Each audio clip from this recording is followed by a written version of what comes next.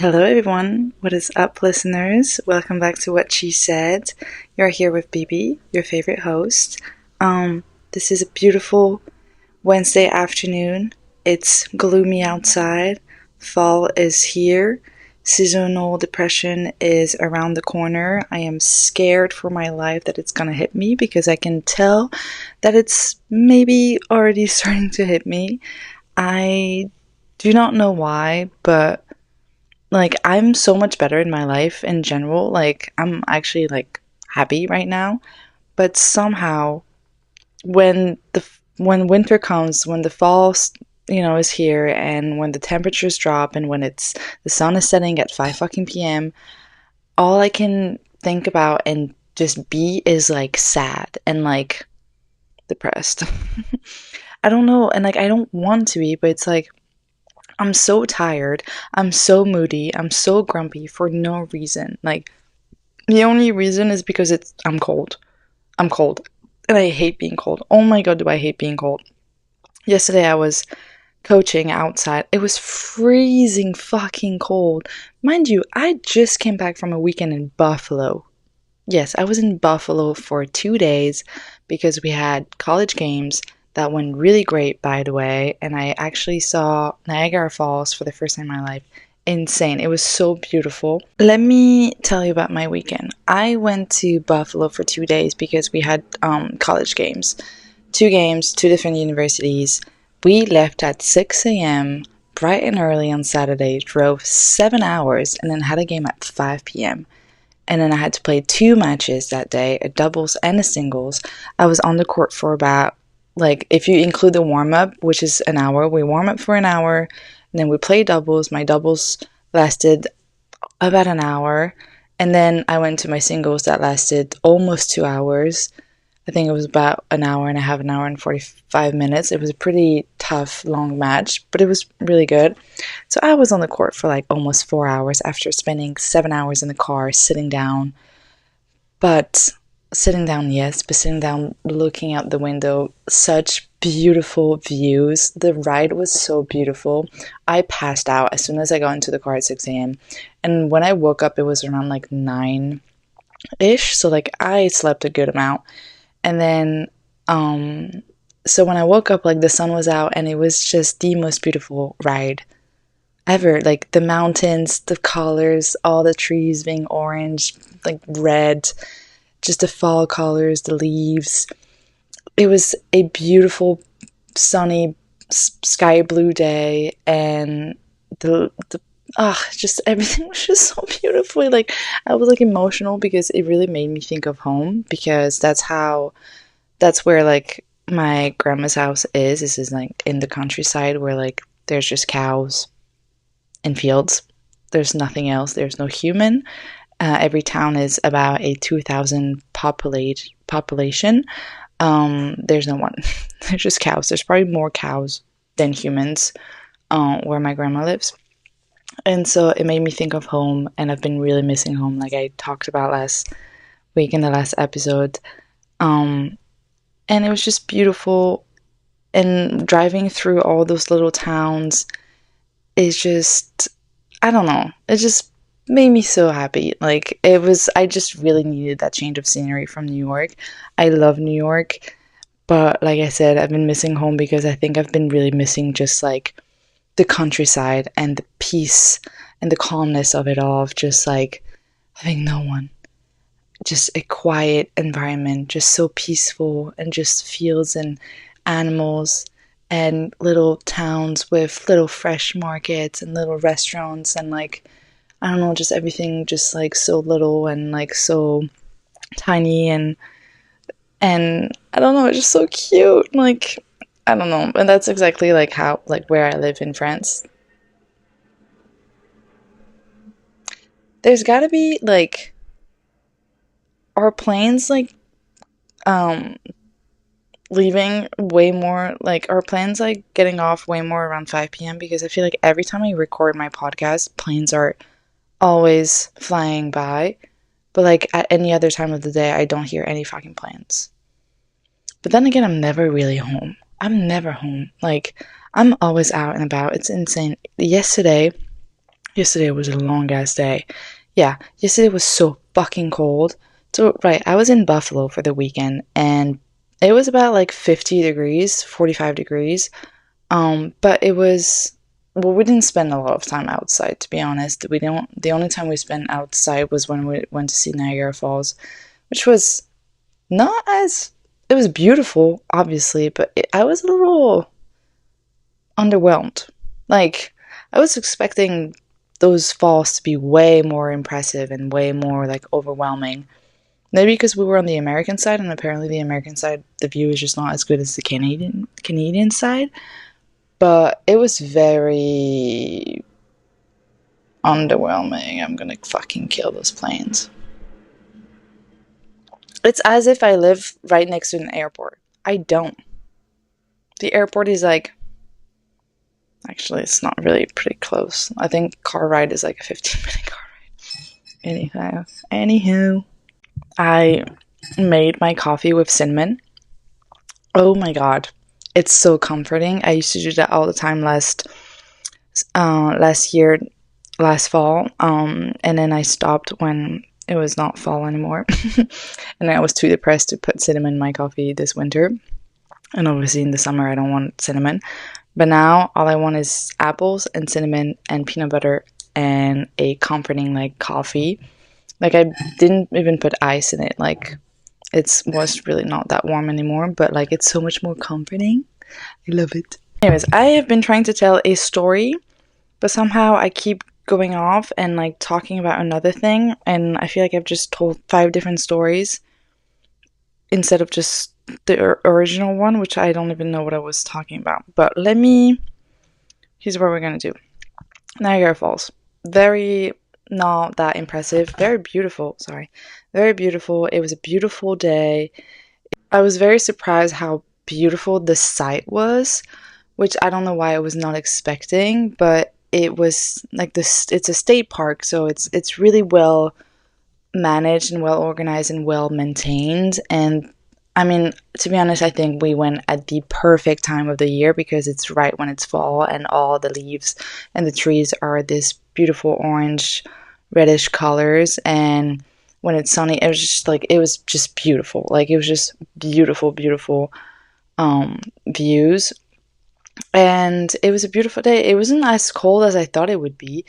Yeah, it wasn't as cold as I thought it would be because I'm back in New York and it's the exact same fucking temperature and it's actually colder here. Yesterday it was like 50 degrees Celsius, about like, I think it's in 50 degrees Fahrenheit. I think in Celsius it's like 10 or 12, like around that 10 or 12 degrees Celsius.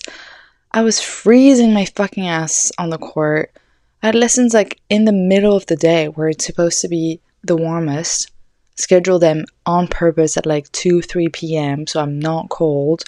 No, I was freezing my ass and I was just so grumpy because I was so cold and I couldn't get warmed. I couldn't warm up and I had 50 fucking layers on.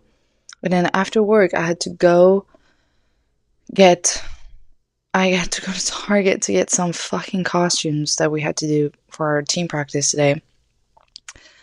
And I get the costumes. I have like, we did ghosts, so I just got bed sheets. I had like 5 packs of bed sheets. And then I went to go get food as well because I was too lazy to come back and cook and I was hungry. So I get my favorite dumplings in Flushing, White Bear. If you go to Flushing, you have to go to White Bear, get the dumplings, the number 6, with the hot sauce. It's not that spicy. It's so good. I'm so excited. I get my dumplings. I have all my bed sheets with me. Like everything is just, oh my god, shut up. I have my bed sheets, I have my racket, I have my tennis bag, I have my dumplings. I am packed, okay? And I am the only one. And I have, oh my god, that's also one thing that I hate about winter is that having a big jacket on makes it impossible to carry things. I cannot carry more than 1 bag without going crazy and being so overwhelmed because everything is falling off my shoulder.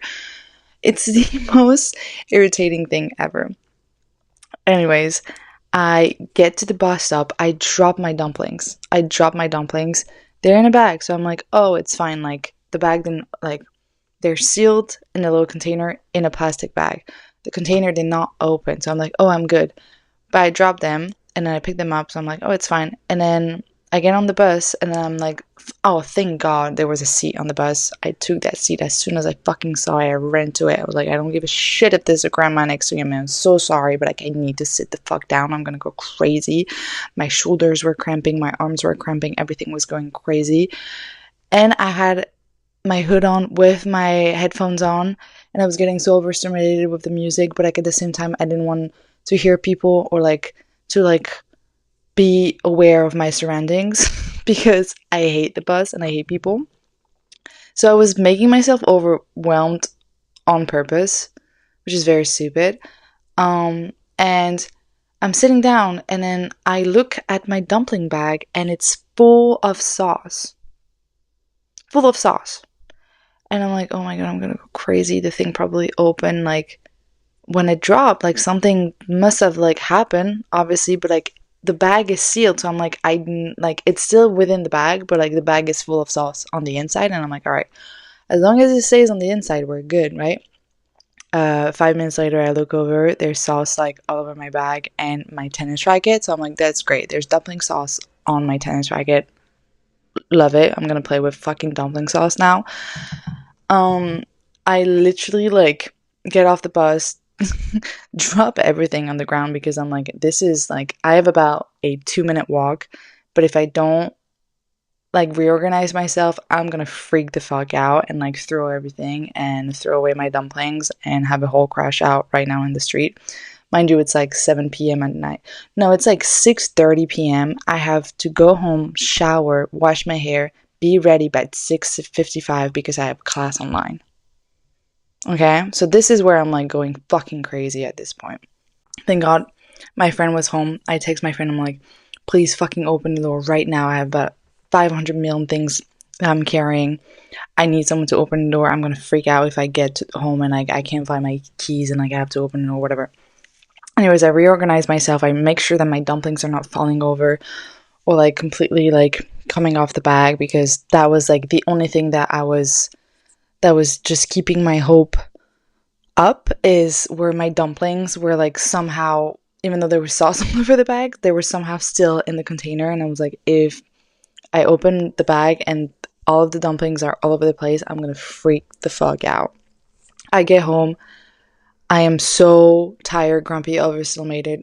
I don't know what I'm gonna do. I drop everything. I go. The last thing I want to do is shower. Like, all you want to do is just lay down. No. I have to shower. I have to put away my dumplings, make sure that the sauce is not all over my room, like, and I do that. I come back, the sauce is all over my desk. I'm like, okay. I get off the shower. It's 6:50 p.m. I have about 10 minutes, 5 minutes to get ready for class. I try and get ready as fast as possible. I'm like, I'm so hungry, but I'm like, I just can't right now. I can't like eat and like get ready and like heat up my dumplings because they're cold. They've been in my hand in this bag for like 45 minutes. They're cold and I want warm. I'm cold, so I want warm something. I want something warm in my stomach, in my mouth. So I'm like, you know what? I'm just gonna like start the class.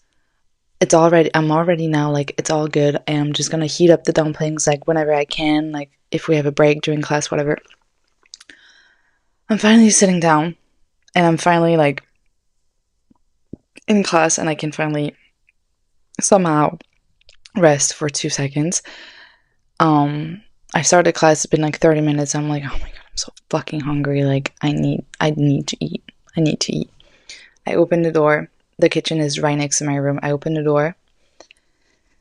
There's my roommate's boyfriend using the whole fucking kitchen as if he's preparing a 5-star fucking meal. Using every stove, every utensils, every counter space in the kitchen, everything. And it's the boyfriend. Like, I don't know this person. And I literally open the door. I see everything. I close it back. And then I'm like, oh, I didn't see my dumplings. I go get a plate and a fork. I go back in my room. and I just eat cold dumplings on my bed while in class, and I was so mad. I was so mad. I was like, I can't even fucking heat up my dinner. What if I had to cook? What if I had to cook? 7:30 p.m. I need to eat. Anyways, it ended up being completely fine, but I was grumpy, to say the least. I was grumpy. And that morning, I woke up. I got woken up by the fire alarm. There was no one at home. No one. I was the only one in the house, and I was sleeping, and somehow the fire alarm went off. Please tell me why. Why? The fire alarm was upstairs, not even the one next to the kitchen. Went off for no reason. I do not know why this fire alarm went off. I was so mad. Anyways, it's been so tough because I've been like, I'm happy. Like, I'm not like depressed or sad or like, like everything's going well in my life. I have great friends. I'm playing so good, like tennis. School is going pretty well. Like, everything is going well. Like, there's nothing that like is really making me like sad or mad about. Like, there's no boys that's fucking annoying me. That's for sure. And I'm so happy about that, by the way. Completely, I've been so busy the last couple of weeks that like I haven't even been able to think about boys. Like, I literally called my best friend yesterday, and because we hadn't talked in like almost 2 weeks, and she was like, so like, tell me updates with who went with this one or this one, and I'm like, I like forgot about them. Like, I don't even know, like nothing's happening because like I don't even have time to think. I don't have time to think properly, so let alone have time to like talk to someone and get to know someone. I can't. So where was I going? Yes, everything's going well in my life, but somehow, as soon as the temperatures dropped, as soon as the leaves start falling, and as soon as the sun's setting at 5 fucking p.m., I get moody and grumpy and sad and bloated. What's going on? What's the correlation with winter happening and you getting bloated and like gaining some weight? I didn't gain a lot of weight, but like I gained a little, like couple pounds, and it's pissing me off. I'm like, I don't get it. Like, that's the thing. Like, in the summer, I'm so hyped. I'm so happy. I'm skinny, like I'm tan, I'm like I feel so good all the time. I have so much energy. Like, the sun like gives me energy. And now there's no more sun to give me energy. There's no more warmth to give me energy. So all I have is like zero energy, and I'm grumpy and I'm tired and I'm bloated. Really? Like, really? That's what we're going to do? And I'm trying so hard to like not be like that because like I said, everything's fine in my life.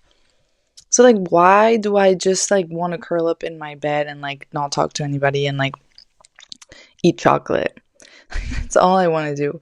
It's so annoying. And like, also like the last couple winters have been like really like tough mentally, and they've been like probably the worst like phases. I've had a really bad phase last summer, but last winter was tough. Like, last winter was really tough for me. It was tough when I was back home. It was tough when I moved here. Like, I was going through it big time. And it's as if, like, in my head, like, there's, like, almost, like, this, like, PTSD thing of, like, fuck, like, we're getting to winter again. Like, what if I'm going back to this horrible place that I was at? Like, it's like my brain, like, associates winter and cold and all of this stuff with, like, being depressed. Like, seasonal depression is a real fucking thing, and it's so hard because I don't know how to fight it. Like, I don't know how to reverse it. I don't know how. I bought these new glasses from Target, but they're kind of like tight, so like they kind of really hurt my head. But they're cute. I like them. They're blue light glasses. So they're not technically real glasses, but I like the look. I like the look of it all. Anyways, I think my plan to like try and fight seasonal depression is like really, I know it sounds like corny, but like romanticize as much as possible like everything, because it is like, I do love like the crispy air, and I do love how, the world looks when it's fall. I mean, it's beautiful with the leaves, the trees and everything, and I do like love this like spooky vibe. And I do love like being like a little cold, like I don't like being freezing cold, but like it's nice where like you're not sweating 24 fucking 7, like. And I do love the food and all this stuff, and like the scent, and like the like lighting up a candle and being all cozy and shit. Like I do love this vibe of fall and winter, and be just like super cozy at home. So I'm trying to like lean into this and like be like just romanticize my life that way, I guess. Like I light up a little candle, I made my coffee with cinnamon, like I'm all like cute in my little sweats, and like I put little my little glasses, and like I don't know, like I feel cozy, and like I have my fuzzy socks on. I've been obsessed with fuzzy socks. This is the best thing ever. And I wear like a big sweater, and like I'm all warm and cozy and stuff. So I'm just trying so hard to like find the good in all of this, but it's really hard. I've also been like, everything's going well, like I said, but I've been tired. I've been so tired, like just physically and mentally. This weekend was our last games of the season. Like we're off season now until basically February, which is a really long time. And it was preseason. Like tennis is a spring sport, not a fall sport, so it wasn't a big season at all. Like we just had a couple games, but they were all pretty much like packed, very like scheduled very closely together. So like it felt like a lot of workload, and I've also been training pretty hard because it's preseason and you want to work as hard as possible to be ready for season. So physically I've been like going through it. Like I've been training 3 hours a day for the past like couple weeks, on top of having classes, having work, just organizing a lot of things with my team, and just like trying to just have a social life somehow. And I work almost every single day of the week. And if I don't work every day, I have class. Like for example, on Wednesdays usually I don't work, but I have class. And then if not, I work pretty much Monday through Sunday, plus practice, plus school, plus being a team captain, like being like just organizing a lot of things when it comes to this tennis team and all that stuff. So it's like it's very mentally draining, like, and physically. And we got the week off, obviously, after this weekend, and I was gonna not take the week off. Like I was gonna play. I took Monday and Tuesday off, and I was just gonna play through Wednesday through Friday, because it's like, oh, I have to play, I have to play, I have to train, I have to train. It's like, wait a minute. No, you don't. You're allowed to take some rest, Murray. Like, this is good. You're okay. You've been doing really good. Better than expected. Like, actually, like, you have been working your ass off for weeks now. You've worked your ass off the whole summer as well. Like, it's not like you took any time off this summer. And you have 3 months until season. Like, you can take a week off. You're allowed to. So, I'm trying to be more mindful and, like, take care of my body, because I am very close to, like, losing it, to be honest.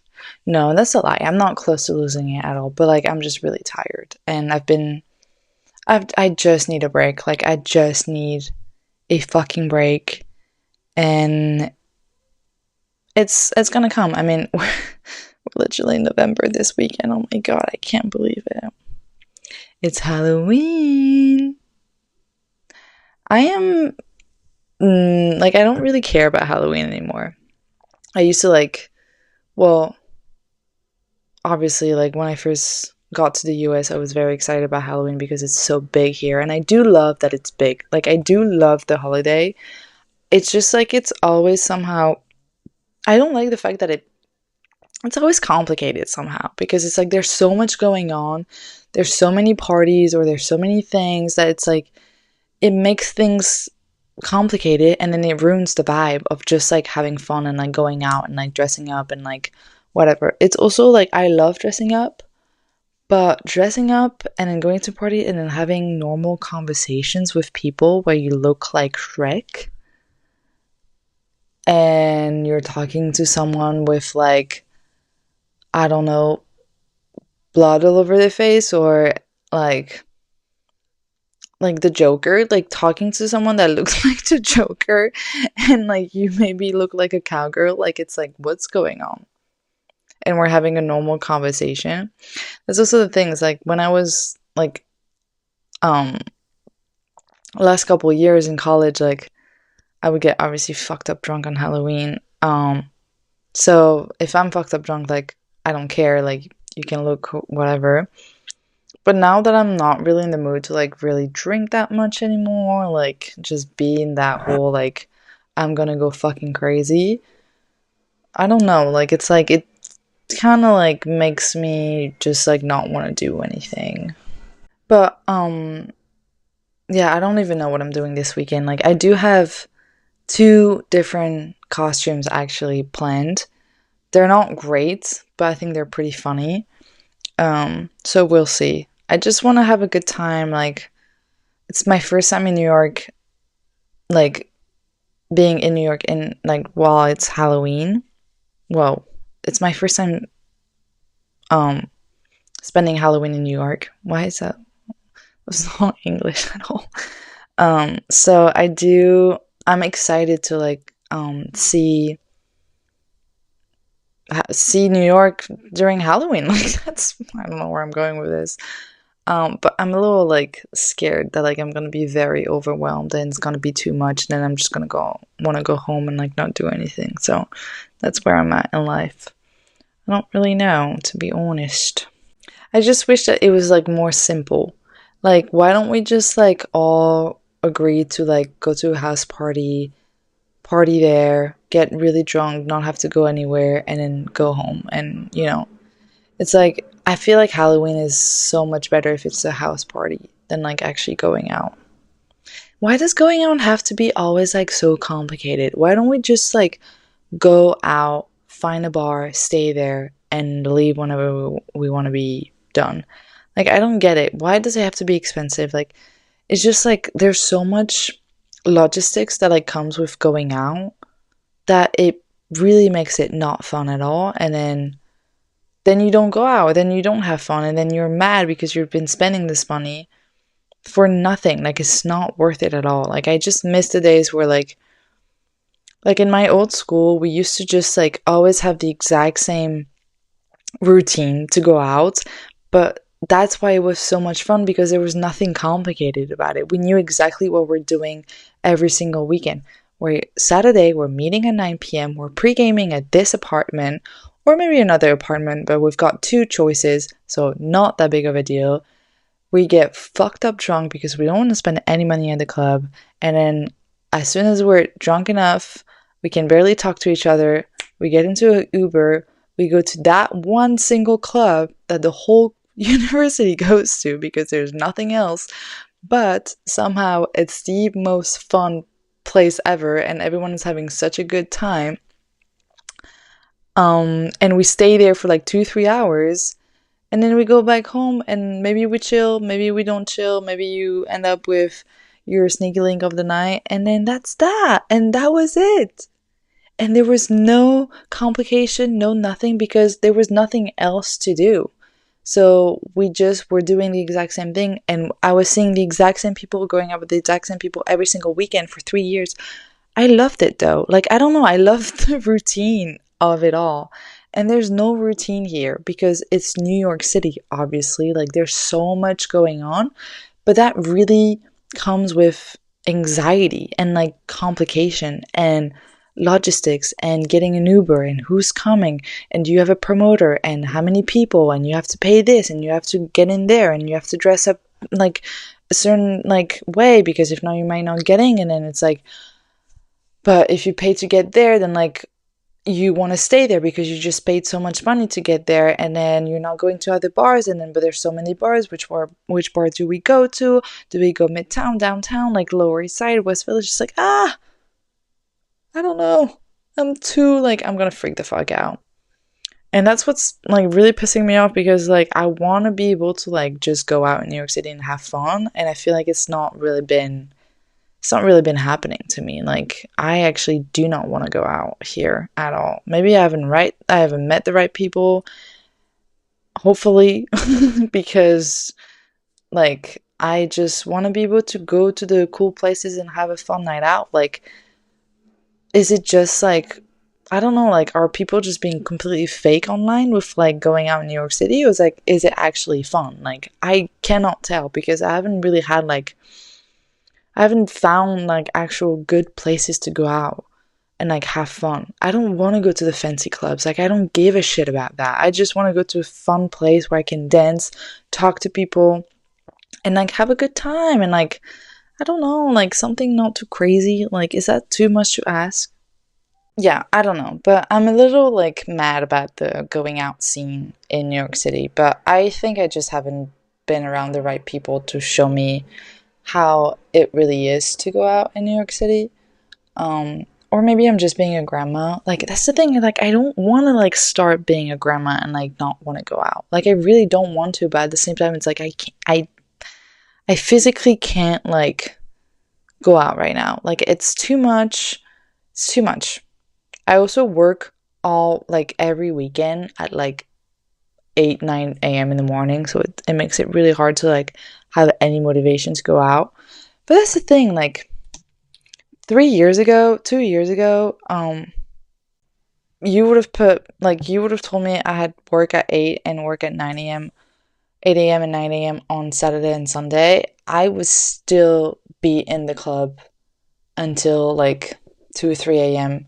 and get fucked up drunk every weekend. Like, I wouldn't give two fucks. Because all I wanted to do was go out. Like, that's all I wanted to do. It's insane. And now all I want to do is, like, be in bed. Wow. I feel like I'm becoming so boring. Actually, scratch that. That's not true. I don't think I'm becoming boring. But, like, I don't know, to be honest, where I'm going with these thoughts. What else did I want to talk about today? I did want to talk about something that I saw on TikTok, obviously. It's this guy that like gets this video. Let me try again. So there's this guy that I don't follow, but I like his videos are always on my For You page. And it's like every day he gets a TikTok out and talks about like love or like whatever, like some type of like personal growth, love kind of thing. And it like every day involves like a specific topic. I don't know. And but it's usually around love and relationships. And I just like, he's like always writing like in his notebook, and he writes like the other way, which is really weird. Anyway, and one video I came across was he talked about the red string theory, which I'm pretty sure you've heard about it. Red string theory. Let me tell you what it actually is. So the red string theory is a East Asian belief that an invisible red string connects people destined to meet. The string can stretch, tangle, or twist, but it will never break, ensuring that the individuals will eventually find each other regardless of time or place. Which is a beautiful, beautiful theory. And do I believe... It's also called the invisible theory. Invisible string theory. Do I believe in it? I don't know. Like, I think so. I want to. Like, I really want to believe in it.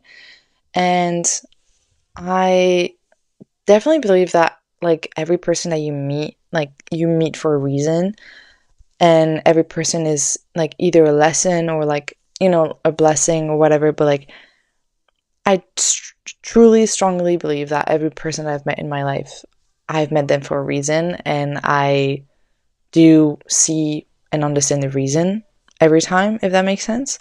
So in a way, like the thing with that theory is means that like you basically have a soulmate, right? Because it's like it's attached to that one person.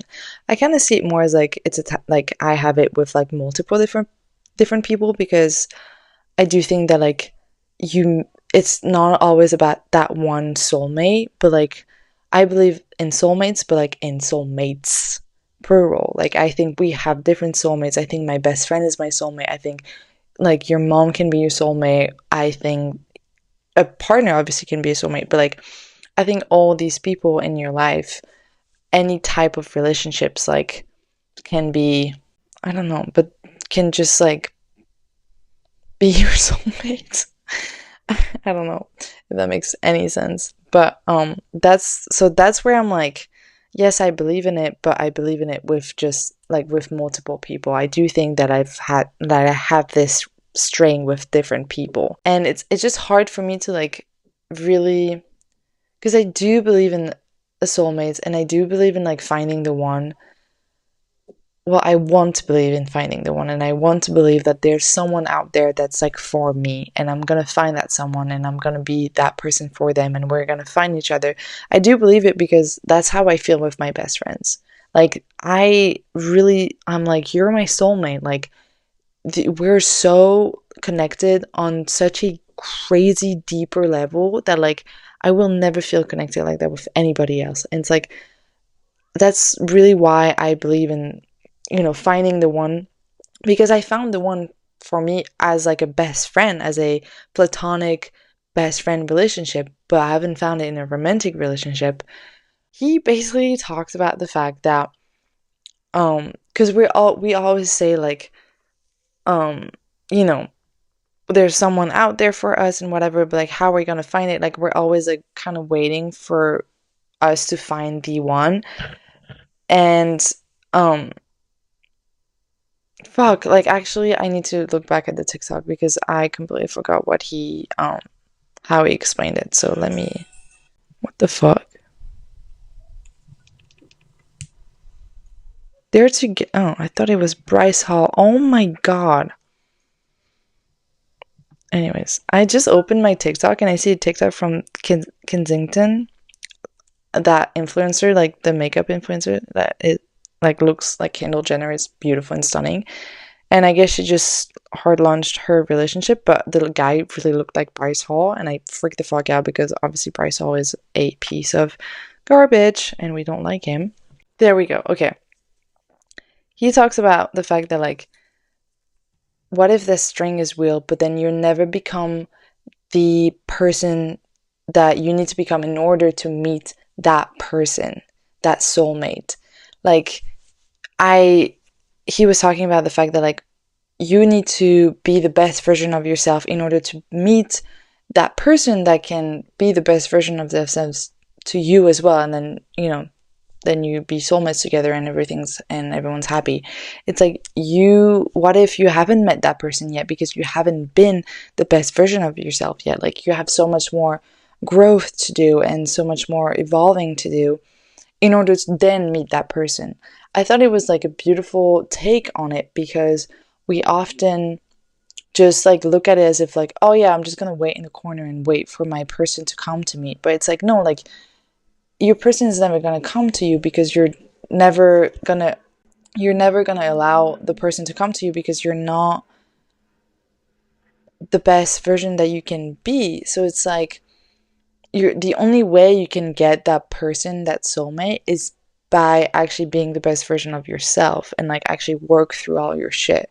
It's like kind of the reward of like, you know, self-growth and like self-development, whatever it is, of like, I need to actually like work on myself and like be better and like, you know, obviously kind of like suffer and go through painful situations in order to grow and be this different but better version for myself, for me, in order to like be happy with me. And then once I'm actually like being the best version that I can be for myself, then I can be able to meet that soulmate, right? And it's kind of the same for them. It's like you want to be with someone that is the best version of themselves too.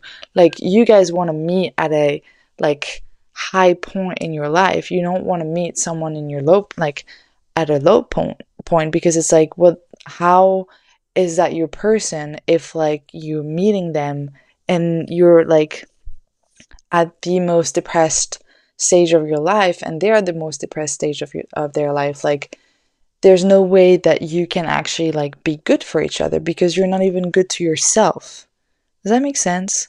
I thought it was like a good take on like self-growth, because I think the hard thing with self-growth is that you do it and it feels good, but then it's never done. It's a never ending process. That's the really tricky, hard thing with self-growth and self-love and just evolving, is that it's never done. It's You're never gonna actually reach the point of like, okay, I'm done. I grew. I'm good to go. Because there's always more. There's always more to life, because there's always new experiences. There's always another day. There's always gonna be a new person. There's always something new happening, because that's life and that's beautiful and it's always unexpected. And you can't ever know what's gonna happen and you can't ever control what's gonna happen to you. So you're always in the state of like, I'm completely out of control, but somehow I have to adapt to this out of control situation that I am. And that's, I think, adapting to it is what makes you grow. And like, it's the self-growth part of it all, if that makes any fucking sense. What it made me think is that I think looking at it this way, with this invisible red string theory shit, can be helpful, because it can really help you stay hopeful in situations where you're like, man, I'm never gonna find the one. Like there's no one for me. Like I keep doing all this self-growth shit, and then no one, like all I meet are like those really dumb fucking pussy boys. Like what is this? And it's probably because you haven't reached the best yet. You haven't reached the, your best potential. So you haven't been able to like unlock that door where like maybe your soulmate is right behind. You know what I mean? Like he said, what if it's not distance or fate keeping you apart, but readiness? What if the version of you who's meant to hold that string still lives somewhere you haven't grown into yet? That is beautiful. And I think that's true. It's like you have to be ready and be open for that person that is on the other side of the string. It's like if you're not actually open to it, then you're never gonna meet them. That string is never gonna tighten, and then you're never gonna find that person. And that's why he says, like, we have to hold ourselves responsible and accountable for the way that we are, and like that's how we're gonna be able to meet the people that are actually gonna like, benefit us and like be our soulmates. Like we're always like, oh, it's fate, it's destiny, like it just is what it is. But it's like you create your own destiny, you create your own fate. It's like it's by putting out the good and being open and actually like living this life for yourself and not having to always look out for other people's opinions and people's validations to you. That's how you're going to be able to find someone that is going to want you for you and not for anything else.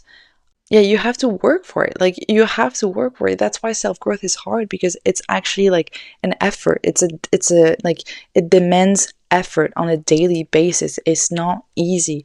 And we can't just like be sitting back and be like, you know what, I'm just gonna let the shit happen and like not do anything about it. I do think that you need to be aware that like probably like 90% of things in life are out of your fucking control, but that 10% that is in your control, you got to control it, and then you got to work for it on like every fucking day of your life in order to be the best version of yourself. We all have so much potential. I truly believe that we're all born with potential to be that best version of ourselves, but most of us will never reach that potential because they're not willing to work for it.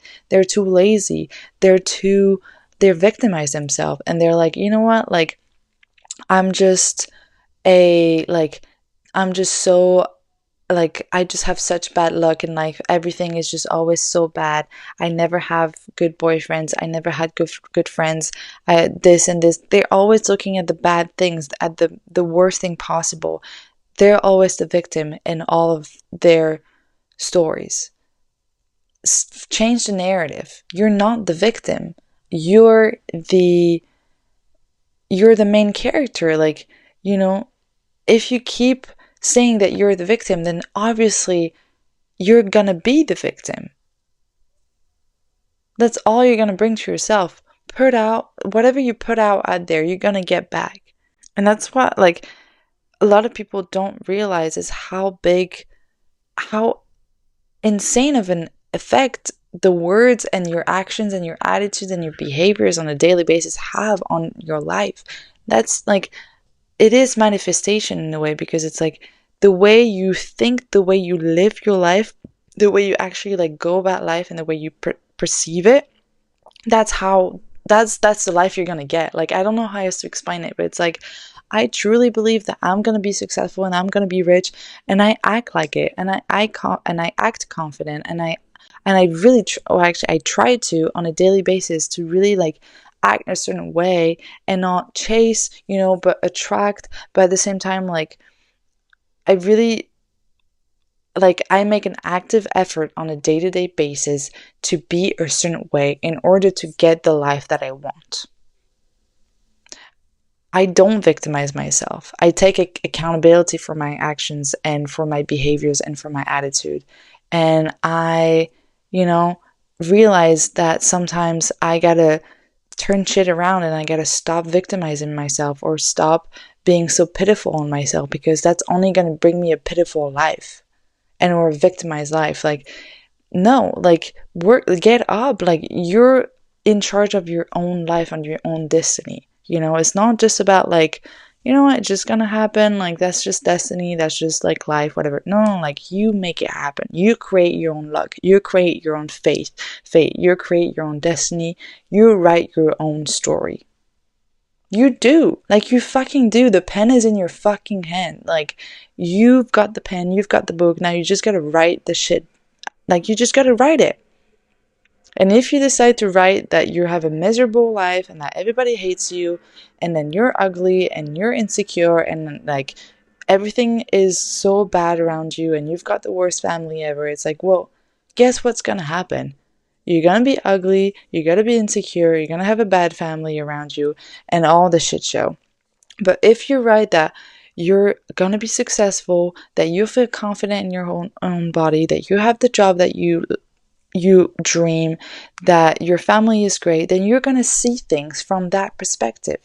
It's all about perspective. It's insane how crazy, like, just seeing, like, looking at stuff in a different perspective actually changes your life. Like, physically changes your life. So I do believe in the invisible string theory, but I do believe that you have to work for it. Not everything just comes for free in life. There's nothing that comes for free. There's always, you always like, how do you say, like, not that you sacrifice stuff, but like, you're always gonna have to like let go of something in order to earn that thing. And it's usually letting go of the toxic bad habit that you have in your life in order to have the space to welcome the better and the positive and the beneficial habits and situations and whatever the fuck. But I think you're getting the point. And all I'm saying is that it's not easy to, change your perspective on life. It's so hard. It's so hard because we're used to it. Like, we're used to being shitty to ourselves. I was used to talk shit to myself about myself all day, every day. Oh my god, like, it's like little things like that. Like, something happens, like, you're so dumb, you're so, like, how can you do something like this? You're so stupid. Like, oh my god, Marie, get your shit together. Like, you're so lazy, blah blah blah. It's like, well, obviously then I feel like shit and I'm lazy. I keep telling myself that every day. I'm ugly and whatever. It's like, maybe try for a week or two to change that narrative in your little fucking head and see what happens. Are you going to believe it at first? No. But fake it till you make it, bitch. Like, it is true. Like, some days like, in this couple weeks, actually, I've been not feeling good and I've not been feeling confident. I've not been feeling grateful or positive or whatever the fuck. But you know what? I somehow every day try and look up in the sky and find some things that to be grateful for. And it works. It changes my whole day. It changes my whole week around because I focus on the good, and there's so much good out there. Yes, there's a lot of evil and there's a lot of bad. And with social media and with news and internet and everything, it's so hard because we're being thrown at our faces every day how bad the world is. But there's still some good, okay? Life exists. The trees are here. There's flowers, there's sun, there's water, there's, I don't know, all the things that make life, make earth, are the most beautiful things. And we have to just focus on that. Go touch some fucking grass. Like, as corny and like, yes, okay, whatever, as it is, it's the truth. It's the fucking truth. Because what matters and happiness, I think, is found in the most simple things in life and in the things that you see that are here right in front of you. They're not made up. They're not materialistic things. They are real, natural things from earth, from life itself. That's where happiness is found. Connections, relationships, views, trees, food, the smell, all of this. That's what brings you happiness. Happiness. Okay? That's what brings you happiness. And for the 50 fucking thousand plane flying by. Okay, well, that's it for today. I'm pretty much done. I don't know what the fuck I just yapped about for an hour and 5 minutes, but I yapped. So there we go. Thank you so much for listening to this podcast.